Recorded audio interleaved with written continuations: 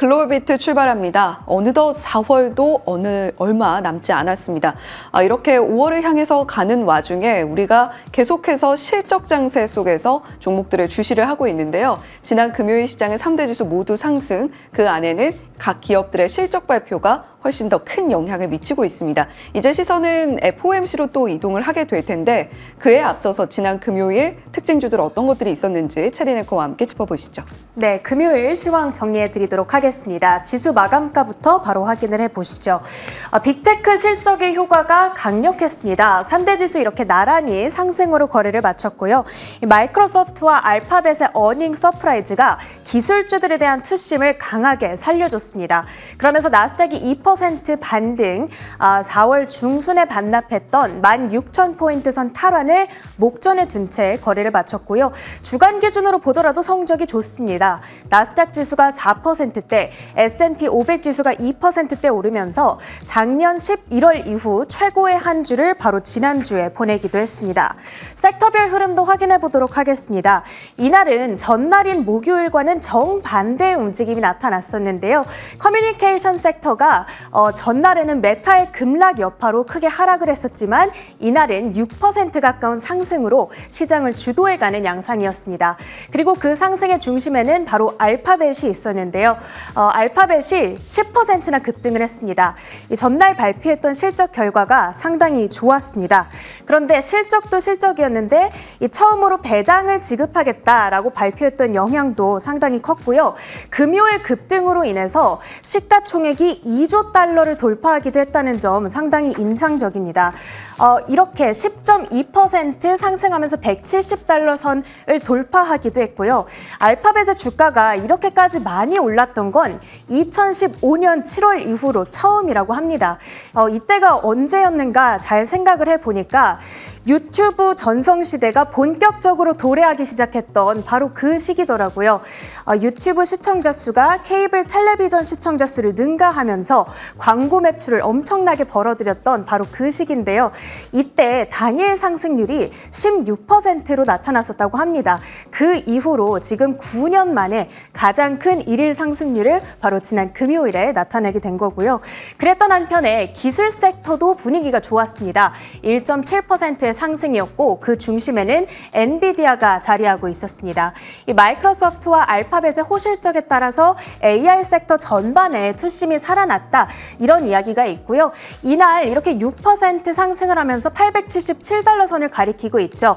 정확히 일주일 전 10% 폭락에 따른 급락분을 전부 다 되돌려 놓는 하루였습니다.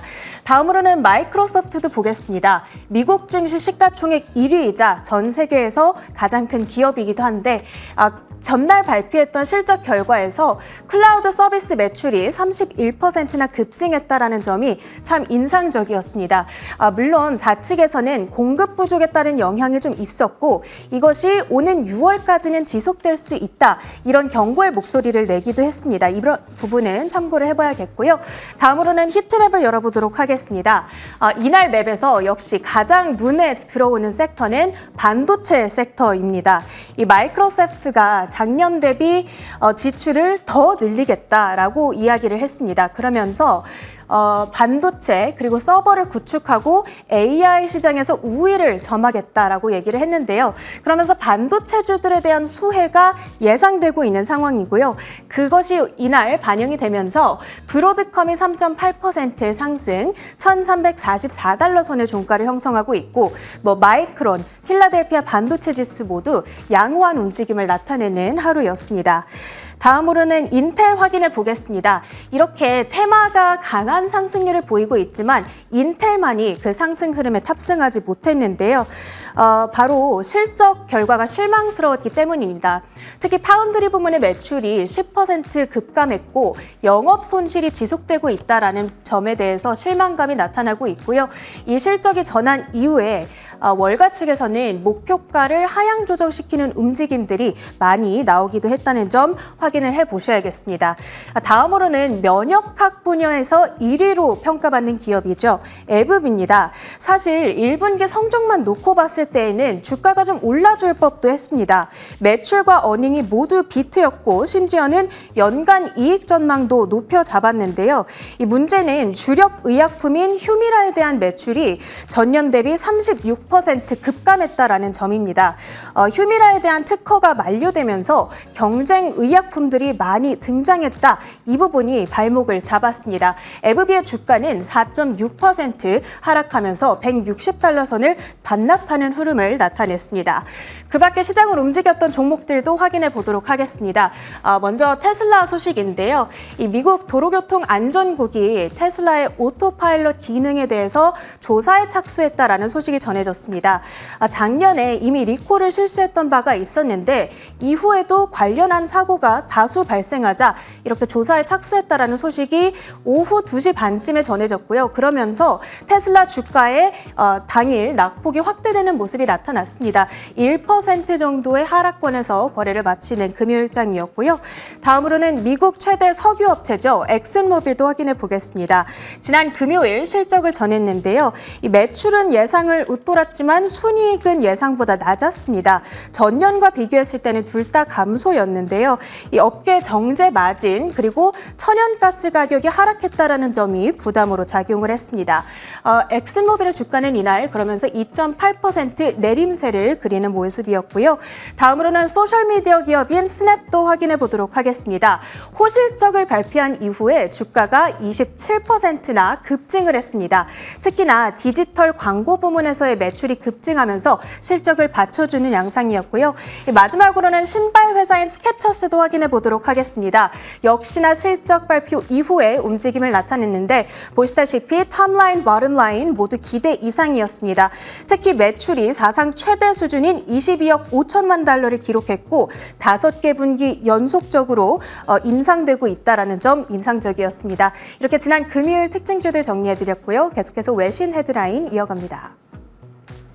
네, 지난 금요일 금리 인하의 후퇴에 대한 것보다는 실적 발표의 영향이 조금 더 시장을 크게 이끌었던 하루였습니다. 하지만 여전히 우리가 계속해서 언제 금리 인하를 정말 시작할 것이냐 시선을 뗄 수가 없는 상황인데요. 지난 금요일에는 PC 물가지수가 발표가 됐죠. 월스트리트 저널의 기사로 첫 번째 외신 헤드라인 짚어보겠습니다. 우리가 금리에 대해서 이야기를 할 때는 이 기자의 기사를 꼭 들여다봅니다. 닉 티밀하우스 기자가 금요일 발표된 PC 물가지수 와 관련해서 코멘트를 내놨는데요. 이제 이전과 같은 초저금리 시대는 다시 우리가 보기 힘들 수도 있다라는 코멘트를 내놨습니다. 중립금리에 대한 상승도 반드시 대비할 필요가 있다라는 이야기를 내놓고 있는데 PC 물가지수와 함께 닉 티밀하우스의 코멘트까지 함께 들어보시죠. 미 상무부가 현지 시간 26일 지난 3월 PC 물가가 전월 대비 0.3%, 전년 동기 대비 2.7% 상승했다고 밝혔습니다. 근원 PC 물가지수는 전월 대비 0.3%, 전년 동기 대비 2.8% 상승했다고 발표했습니다. 다우존스 예상치는 각각 0.3%, 2.7%였습니다. 근원 PC 물가 상승률은 지난해 줄곧 하향 추세를 이어오다 2% 후반대에서 머물고 있습니다. 소비는 여전히 견고한 것으로 나타난 가운데 월스트리트 저널의 닉 티밀하우스는 이번 고금리 시대가 막을 내리더라도 이전과 같은 초저금리 상황으로 회귀하는 건 어려울 것이며 그때와는 다르게 새로운 투자 수요와 높은 재정 적자 속에서도 성장이 가능할 수 있다고 말했습니다. 네, 그렇다면 PC 물가지수의 최근 추이를 한번 살펴볼 필요가 있겠는데요. 연준이 목표치로 제시하고 있는 것은 2%입니다. 그런데 2%를 향해서 가는 듯 하더니 최근 들어서 고착되는 형태를 보여주고 있고요. 이 부분이 연준이 금리를 인하하는 데 있어서 상당한 어려움으로 작용을 하고 있습니다.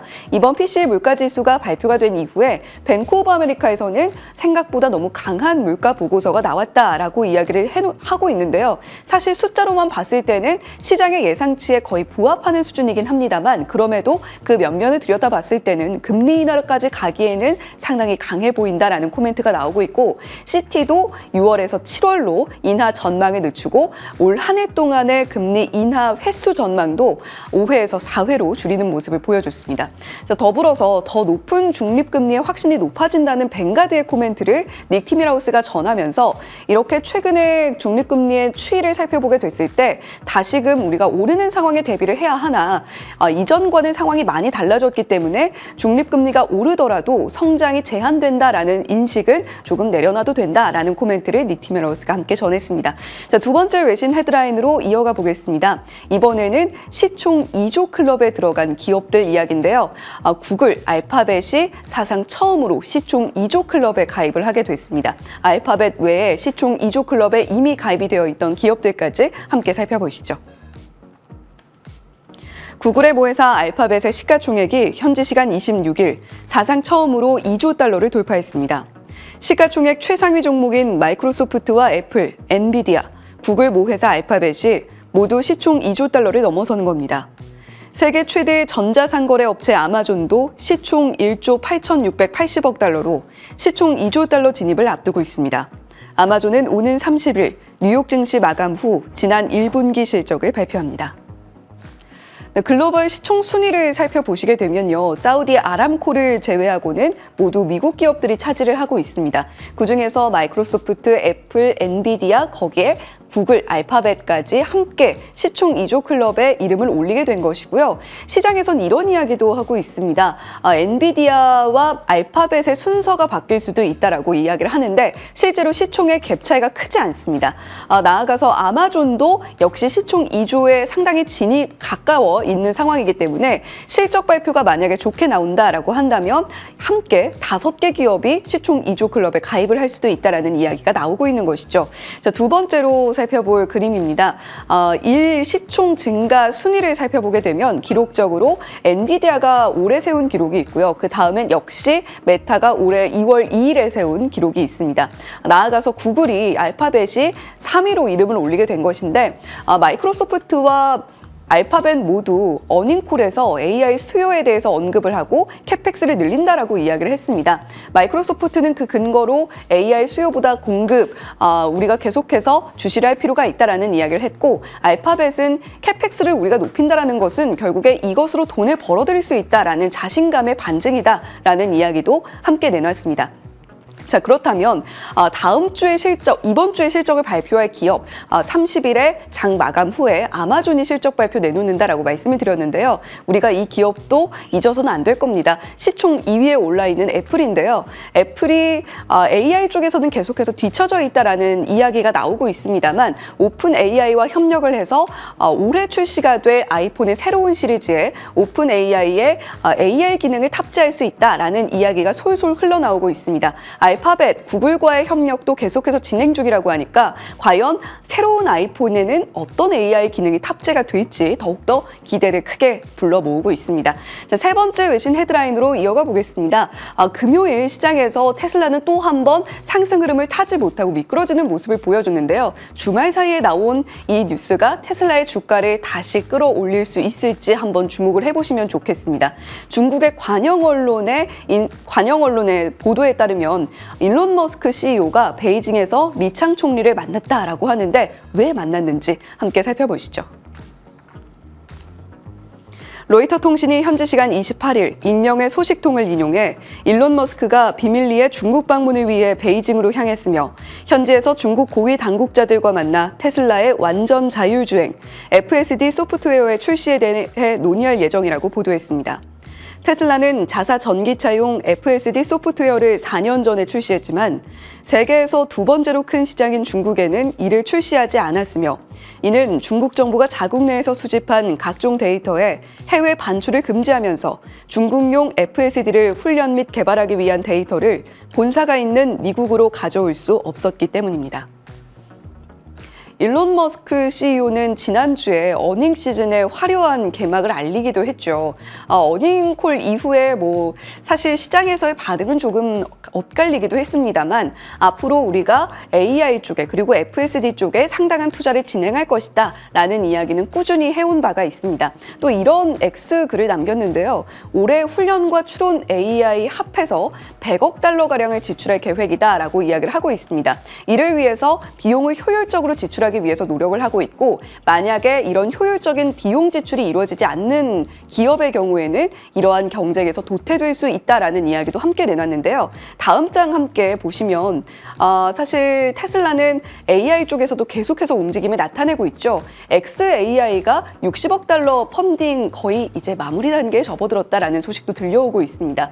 그록 3를 위해서 칩을 굉장히 열심히 확보 중이라는 이야기도 내놓고 있는데 테슬라의 일론 머스크 CEO의 이러한 행보가 테슬라의 주가를 더욱더 높이 끌어올릴 수 있을지 계속해서 주시를 해보시면 좋겠습니다. 자, 마지막으로 유가와 비트코인 금 가격까지 전해드릴 텐데요. 유가는 소폭 상승하면서 83달러 중후반선에서 거래를 마쳤고요. 비트코인의 경우에는 울프리서치에서 7만 달러 돌파가 상당히 어려워 보인다라는 코멘트를 내놨습니다. 중소형주의 흐름을 전형적으로 보이고 있는 비트코인의 모습이다라고 이야기를 하고 있는데 6만 3천 달러 선에서 현재 거래가 되고 있고요. 이더리움의 경우에는 현물 ETF 승인에 대한 이슈가 6월에 또 도래를 합니다. 이 때문인지 2%대 상승으로 거래가 되고 있는 모습을 보여주고 있습니다만 여전히 반감기 직전인 3,400달러 선에는 못 미치고 있습니다. 금 가격도 이어서 함께 보시죠. 금 가격은 소폭 상승하고 있는데요. 2,330달러 선 후반 쪽에서 2,340달러 선 노려보면서 현재 움직임 나타내고 있습니다. 지금까지 글로벌 비트 전해드렸습니다.